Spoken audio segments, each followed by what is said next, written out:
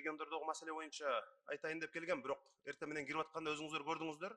Бир нече массалык маалымат каражаттарынын өкүлдөрү жанагы Орус өкмөт башчысынын билдирүүсү боюнча биздин эл өкүлдөрүнүн пикирин сурап атат.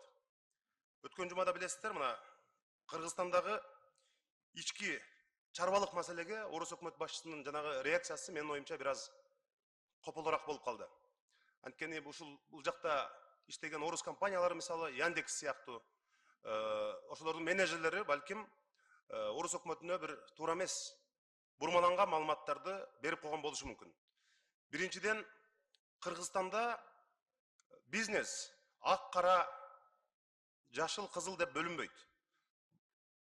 Туркиядан келеби, Орусиядан келеби, Кытайданбы, Япониядан келеби, бардыгына бирдей мамиле. Мурдагыдай криминал деген жок азыр. Салык мыйзамдарына башый болду. Иштей бер деген мындай бир жакшы тартип орногон. Ошондуктан салык мыйзамдарын аткарган бардык компанияларга Кыргызстанда жол ачык, жакшы иштеп атат. Экинчиден, ошол эле Яндекс боюнча бир канча депутаттар көтөрдү.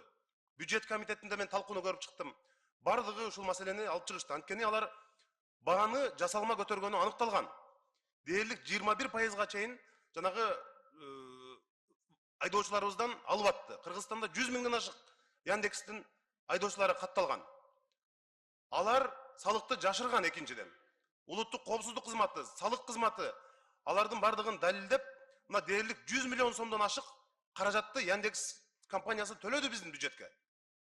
Олар дагы 5 миллион акш долларын менин маалыматым боюнча төлөшү керек эле. Мына ошондон качып, алар жанагындай чагымчылдык аракеттерин жасады.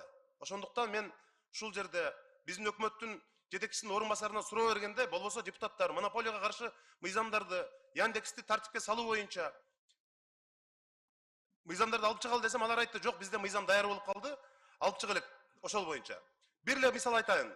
Кошуна Казакстанда Яндекс санарипти өнүктүрүү фондуна эле 6 миллион 500 миң акш долларын берди. Соцпакет, мына биз Яндекслерде иштеп атабыз, муну алып койгула, санариптик өнүктүрүүнүгө мына колдонгула деп. Бизде Кыргызстанда андай социалдык долбоорлорду өнүктүргөн жок да. Тескерисинче 100 миң деген айдоочуларыбыздан жанагы банкрот кылып, монополист деп таанылган аз келгенси, эми мына ушундай мамиле кылганы болбойт. Алар иштедиби? Иштеп атат. Салыкты жашырды, баганы жасалма көтөрдү. Калган каражатын дагы бюджетке төлөш керек. Кыргызстанда мындай ак кара деп бизнес эч качан бөлүнбөйт, мыйзам баарына бирдей. Бизде мындай ачыктык бар азыр. Ошондуктан ушундай компаниялардын мындай чагымчылдыгына жол бербешибиз керек деп ойлойм. Рахмат.